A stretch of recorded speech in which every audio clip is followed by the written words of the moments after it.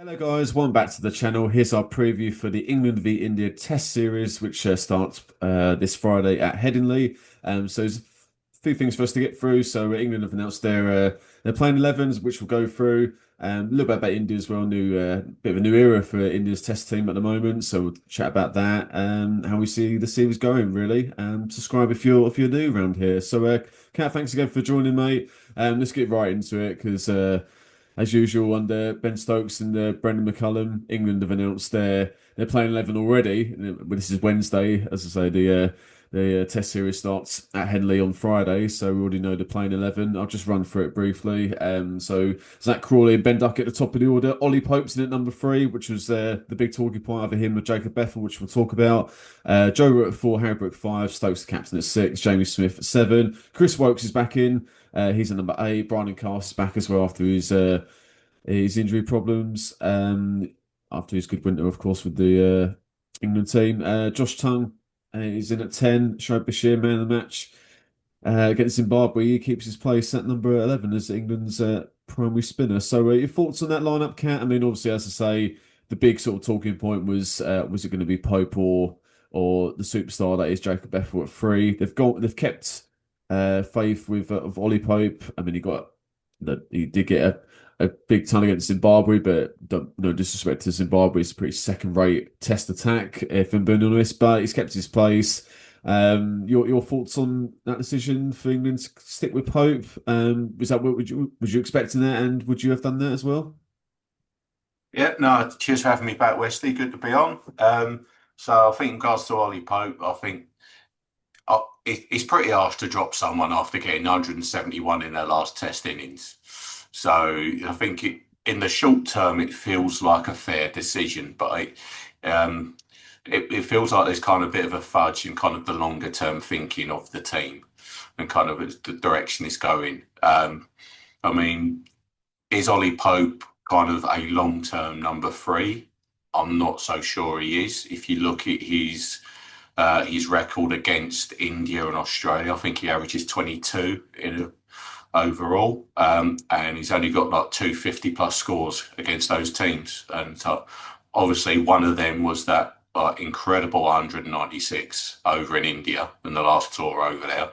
But other than that, he struggled against them. So there's question marks of whether he is the man against high class bowling, whether he can kind of he's the guy that you want in that situation. And I think longer term, Bethell will be the guy. He looks to have a much better technique, much more calm at the crease, and he seems to have the perfect temperament for a number 3. Whereas Ollie Pope, he's a little bit more frenetic, especially when he's starting in innings. And there seems to be quite a significant problem there.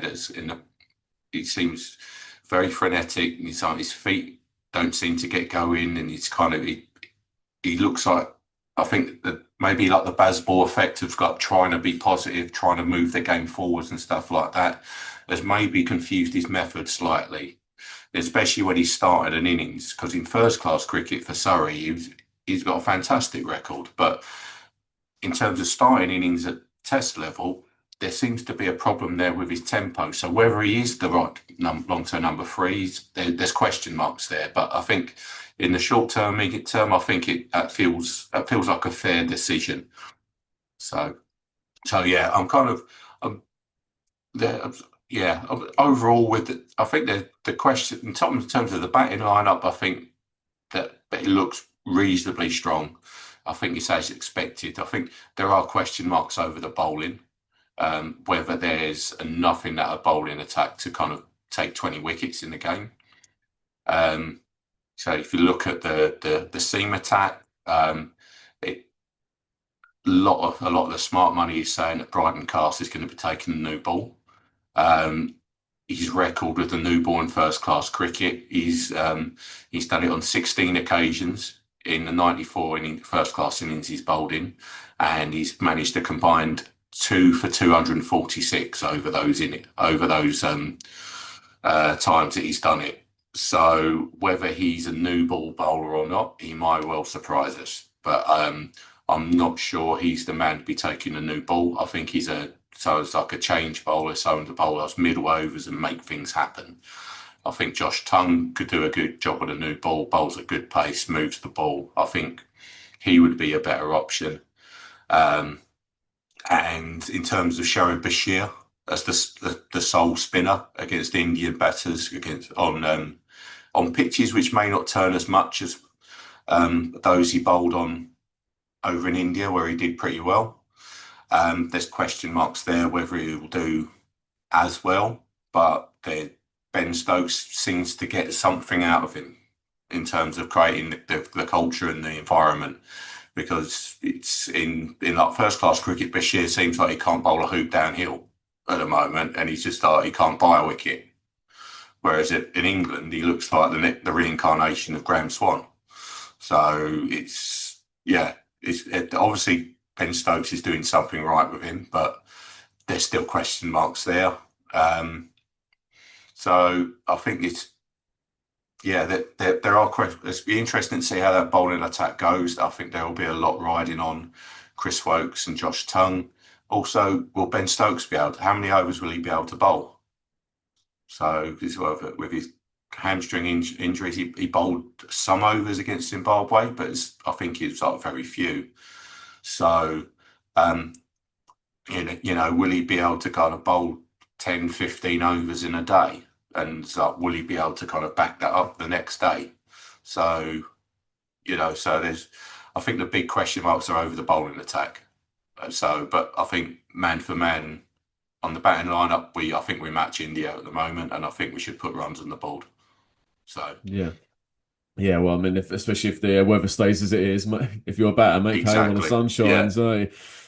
yeah, Yeah, well, yeah, it's hard to disagree with any of that, Cat. I think, I think, I think Jacob Bethell's the star of the future, and I would have picked him in this first test. But it's a five-test series, and Ollie Pope, he's under real pressure. I think he was anyway, but yeah, he definitely is now. If he fails in this test, possibly the second test, I think he's out of the team. Bethell comes in. I think England might have fudged it a little bit with not calling Bethell back from the IPL. I mean, he's clearly learned from that because the way he played in the yeah, West Indies white ball series in the ODIs and the T20s. I mean, he's definitely taken his game to new heights and he's slapping, yeah, no, Alzari Joseph and Shamar Joseph, two 90-mile-an-hour bowlers, and smacking them down the ground as if they're Darren Stevens or something. Do you know what I mean? So he's clearly learned a thing or two from obviously Virat Kohli, yeah, who definitely. sadly won't be in this Test series because he's retired from the format. But yeah, I mean, I would have picked Bethell, but look, I think Ollie Pope is a fine player. Is he a fine number three? No, I don't think he is. As you've said, obviously you count your top order player. You know what it's like to obviously not this, obviously not test level, obviously, but in terms of the temperament and what you need to do to build an innings from the start, especially if you lose early wickets and stuff. And yeah, I think the New Zealand series was a real example of that. Really, I think Pope was forced to obviously bat in his more natural position at number six because he had the Yeah, gloves. Obviously, that series, and Bethell was in at number three. Looked a man, looked fit like a glove. Even from that first innings where he just lined it up against some top quality bowling, Willow Rook and Nathan Smith, Matt Henry obviously as well. So I would have picked Bethell, but I've got no qualms with Pope. He's got to deliver, has to deliver. Now if he doesn't, well, he's got no absolutely. qualms. He's out the team for now anyway. I still have obviously Pope in the squad, no doubt about it. But yeah, but that's what you want in any test team, in particular. You want competition for places and. For a while, we didn't really have a lot in the top of the order, but now we've got a few openers like McKinney, who's been talked about a lot, and obviously now we've got Bethell as a number three, even as an opener potentially as well. You never know with this Yeah, Basball and McCullum and Stokes. So yeah, it's time for Pope to deliver. So hopefully he can, because if he does, then once he gets in, we know he can go big. But his problem is those frenetic starts, as you rightly pointed out, and Nasser and a few other pundits have obviously it's been well documented. So yeah, and in the bowling, yeah, I think we've been obviously sort of forced to pick this lineup because of the amount of injuries. It's so frustrating, but it's one of those things. Obviously, Wood and Archer are out. Atkinson's picked up an injury. He'll miss the first two games, I believe. we certainly missed this first one anyway. So hopefully he'll be back later in the series. And I think even Josh Hull's picked up an injury for the Lions. So it could well be, mate, where that England Lions, that second test, the opening new ball bowling partnership was Chris Wokes and Josh Tongue.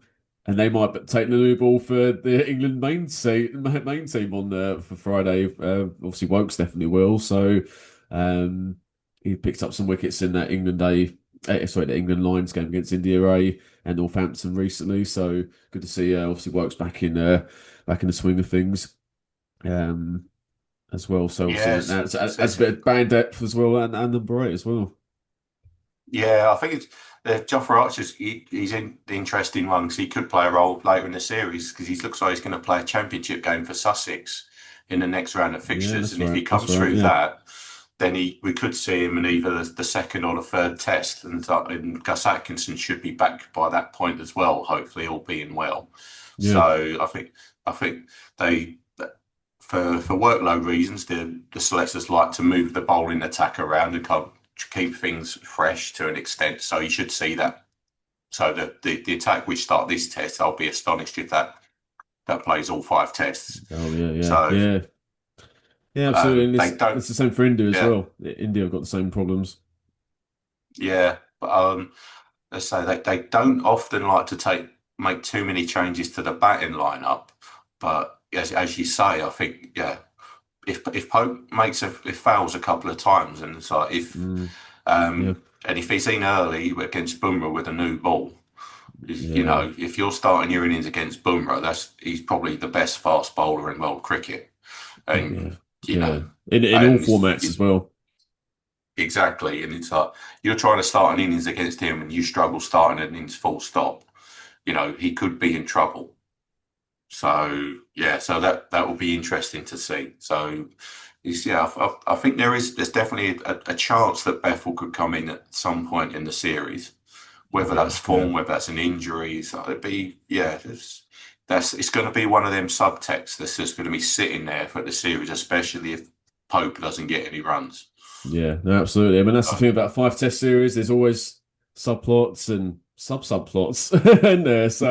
yeah. So that's that. When that's what yeah, the hack should be in it. 5 test series. That should be. Mhm. So it's a bit of a bit of a transition period for the visitors. India, obviously a powerhouse nation. And even though with 3 recent retirees from the former, obviously Virat Kohli, Rohit Sharma, and Ravi Ashwin, 3 legends of Indian cricket, not just for in the Test arena, but for India as a whole. And 3 big misses for India. Obviously they've got a new captain in Shubman Gill, who has captain in white ball cricket. But yeah, I mean, you can't write off it of India. I mean, I've heard, like Graham Swan of all people saying this is perfect prep for the Ashes. I mean, that's a little bit ridiculous. And India, as I say, are a powerhouse nation, and they're going to be tough to beat. They haven't won a series in England since 2007. I mean, they should have won that COVID weird one, that 21. If they carried on Oh playing in yeah, yeah. 2021, they would have beaten us. I can't believe we even won a test that summer. That must have been Joe Root's last test win as a captain. That one win in 17. That must have been that one. It must have been. Do you I know what I think mean? you're right, mate. I think you're right. And then obviously they played that delayed 5th test in 2022, that Edgbaston where Johnny Bairstow, Joe Root went crazy chasing down 378. I'm gonna say, unbelievable. So, Mm. but yeah, so it's yeah, to say it's be a walkover would be a long way off the mark. But yeah, they've still got some fine players in there, haven't they? Obviously, Gill himself is a good player, averages mid 30s, and Test cricket will want to improve that. But you rightly mentioned Jasprit Bumrah, obviously probably best bowler in the world in all formats. But yeah, still got some really good other players as well. Mohammad Siraj is bowled well over here before, and KL Rahul is on fire at the moment. Jaiswal at the top of the order is a superstar. Rishabh Pant is now the new vice captain, wicket keeper. Obviously, can smash it around Jadeja, Thakur. Um, yeah, they've still got some fine players, so it still should be. Even though on paper, especially with England's injuries and India having a couple of retirees, should still be a fine series. Yeah, I mean, it's like obviously players like Rohit and Kohli, kind of looking at the batting side of things first, they they're legends of the game. So obviously they're going to be a miss. But looking at their returns in Test cricket over the past couple of years, are they going to be as big a miss as what it's the as what is expected? Obviously, they're both amazing players, but you know they're averaging low twenties in the test format over the past couple of years. Yeah, that's true. So I think um, yeah, Rohit averaged kind of like 24, around 24 in 2024, and you watched him bat in that Aussie series down under, and he looked all over the place. He didn't look Yeah, like didn't where his it? next run was Yeah, coming from. did he drop himself as well? He dropped himself for the last test as well, Yeah, so he's just yeah. like, Goes to show, doesn't so it? he's yeah. And Kohli, other than the 100 he got in the second innings at Perth, which in the context of the game, it was kind of like they they're already probably about 250, 300 ahead or something in the second innings when he got to the wicket, and he got 100 and kind of declared as soon as they got the 100.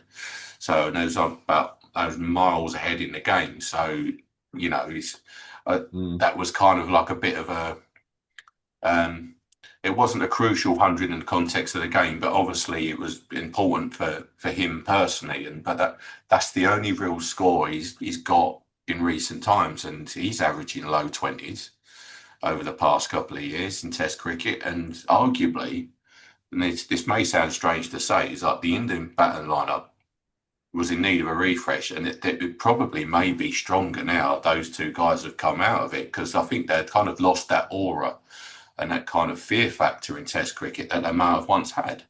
Mm. Um, so and if, so in so and the guys coming in to replace him is like it looks like Karun Nair. He's going to come in and bat at three. I think Yeah, there's a guy who's got a Test triple hundred yeah, against England, and he's played county cricket, done well over here, and it's like um, he got a double hundred for against the England Lions as well in the warm up yeah, games. yeah. That's right. Yeah, So he looks like he's going to take one of them spots, um, and also the fact there's like Shubman Gill as captain. It's like he's got a middling record at the moment, but often a lot of batting captains experience a bounce in their performances in their early series that they take over. So mm. I would expect him to score a lot of runs in this series because whenever a new captain takes over, the more often than not, there seems to be like a real big bounce in their performances where they kind of take on more of responsibility and authority and stuff like that. And it seems to translate into their performances on the pitch to start with, anyway. Um, and so, in terms of the bowling attack as well, you could look at the rest of the Indian bowling attack. Mohammad Siraj, you know, he's um, he's done very well over here, and he gets wickets all around the world. So, Yeah. He's a good player, isn't that's yeah. So it's like this, yeah. So I think it's very presumptuous to say that this is a warm up for anything. There's like this he? is going Yeah. to be a tough series, Oh yeah. and so and I think we I don't think we're in a position to kind of assume that we're favourites here. It's like that Indian team is still full of world class players. And like you've rattled a few of them off there: Jaiswal, KL Rahul, Mm. Rishabh Pant, Bumrah, Jadeja. Jadeja. Exactly. Yeah, yeah, So this is going to be a tough series, and it's 100%.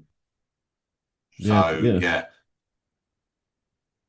yeah, yeah. Well, I think yeah, it's gonna be hard fought, as it should be against India five test series. But yeah, it's nice to see like some other names come to the fore for both teams really. It's nice to see. I know Tung played against Zimbabwe, but nice to see him back again. He'll be definitely be needed for the Ashes, and um, yeah, and obviously some of the new, I say new, but like some Indian players who maybe been on the fringes or whatever, like Karen Nair or whatever, they'll be able to make a name for themselves. And hopefully whether they'll become legends like Kohli or Sharma or Ashwin. That's a bit difficult to say, but it's their time in the spotlight, isn't it? So we'll see, Exactly. Yeah. we'll see how that goes for both teams. So, all right, great. Well, we've talked about both teams there, Kat. So, let's talk about our series predictions. So, um, I still think England are slight favourites. Obviously being in home conditions, they have lost the home series under Ben Stokes and Brendan McCullum, the history is against India because they haven't won a series here since 2007. So I'm just going to go with an England series win, especially if the weather is like it has been this week in particular, mid to high 20s. I don't see there been many games being rained off or days rained off or anything like that. No draws really. So I think England. I'm going to go England 3-2. I'm going to go with. Okay. Okay. Yeah. I think it's, as I say, I don't think there are going to be many draws in the series. From what I understand of Shubman Gill as a captain, he's doesn't got a lot of experience, but he likes to play the game in quite an aggressive way. So I can't see India kind of shutting up shop for many draws and stuff. So I think, as I say, it's going to be result heavy.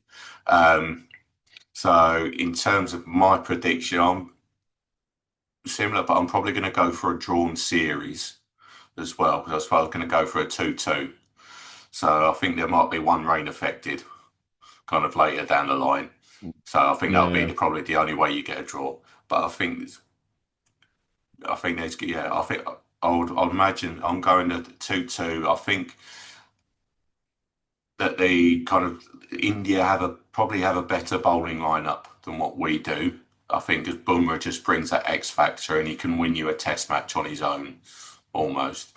So I yeah, think with with the new ball, I think he's going to he could do some damage, and I think that by himself, I think will win India a test match. Um, yeah. It and I depends how think many if games he plays, obviously as well, doesn't it, Cat? Who's going to replace? yeah, Who's going to replace him as the attack leader when inevitably he'll probably be rested for at least one game. yeah, and I'd expect a lot of the pitches kind of throughout the summer to be quite good for batting on. Because it's like Yeah, Headingley, it's not the same kind of the stereotypical kind of like green seamer that it used to be. It looks like it's going to be quite dry and good for batting. mm, The oval's the same. Kind of Trent Bridge tends to be good for batting unless there's some overheads. Um, and you say Lords as well. The sun's out, as you saw at the World Test Championship. yeah, It's like yeah, yeah. that's an absolute road as well. Well, yes. So I mean, Stark and Hazelwood showed that when they were batting for ages at the 10th wicket partnership in Australia's second innings. exactly, that didn't look like it's going to get out. I mean, it looked like No. like Steve Waugh and Bradman were batting or something. So it's like, Fucking yeah, it's like Panesar and Anderson in 2009. oh, legendary, yeah, legendary. Well, you never know. We might see Yeah. something similar where like a team's battling, not exactly playing for a draw, might have to battle it out. You never know if two similar teams going at it. Well, yeah, exactly. I think it's going to be like they're going to be. It was kind of like it's going to be like a bit of a kind of a brawl, kind of like there's kind of like punch, counter punch, and all that. So it's like I think it's going to be Yeah, like one team wins one, the other one replies, and so forth. And so I think it's. I don't think it's going to be like a 2-0 and then bring it back. Or I think it's going to be kind of like yeah, it's going to be kind of an up and down kind of series. So I yeah. think it's going to be close. So yeah, Yeah, I think it's going to ebb and flow, as they say in the previews yeah, and whatever, as the series goes on. But yeah, that'll make it an exciting watch anyway. So we'll see how it goes. Right, well, Kat, thanks for joining, mate. We'll catch you soon. pleasure. Well, thanks everyone for watching. Subscribe if you're new around here. Like this video if you enjoyed it, and let us know your series predictions in the comments below. It'd be great to read those. So take care, all. Thanks for watching. We'll see you soon.